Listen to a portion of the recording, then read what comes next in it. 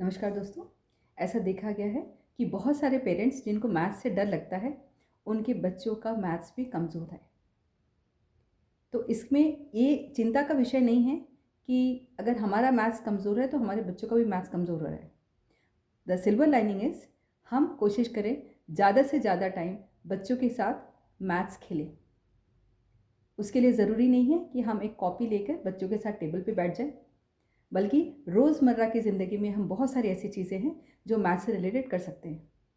जैसे हम travel plan बना सकते हैं, कहीं पर भी घूमने जाएँ तो कितना दिन हम ठहर रहे हैं, टाइमिंग का जो कंसेप्ट है वो बच्चों का स्ट्रॉन्ग होगा।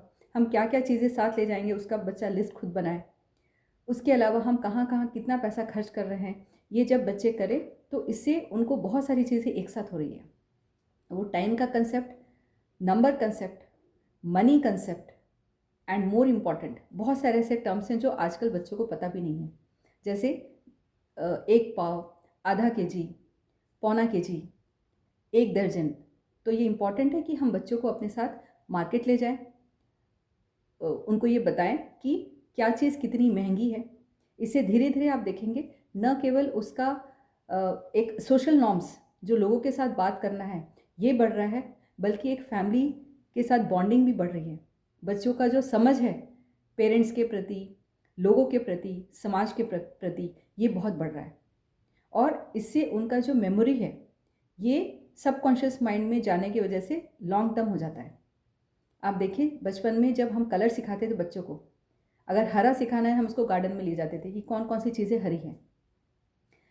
हम अगर लाल का कंसेप्ट सिखाना है तो हम बच्चों को मार्केट में ले जाते थे, अनार दिखाते थे, एप्पल दिखाते थे, कहीं डेंजर लिखा है वो दिखाते थे, ताकि बच्चे का पेरिफेरल लर्निंग हो। Peripheral learning is something which has a long term impact. यानी कि बच्चा घूमते-फिरते जो चीज़ सीख रहा है, उसका इम्पैक्ट उस पे ज़्यादा पड़ता है क्योंकि वो उस चीज़ को बार-बार, बार-बार देख रहा है। तो आप देखिए, एक मैथ्स ही नहीं बढ़ रहा है बल्कि बहुत सारी चीज़ें बच्चों की बढ़ रही है। हमारा खुद का भी मैथ्स स्ट्रॉन्ग हो रहा है जितनी देर हम बच्चों के साथ टाइम स्पेंड कर रहे हैं। ये देखा गया है कि 1 हफ्ता में लगभग मैथ्स में हम 22 से 23 minute on an average spend करते हैं, जबकि हम दूसरे सब्जेक्ट्स जिसमें सिर्फ पढ़ना है, उसके लिए ज़्यादा समय देते हैं। तो कोशिश करना है कि हम अपने रोज़मर्रा की ज़िंदगी में मैथ्स को ज़्यादा से ज़्यादा इन्वॉल्व करें।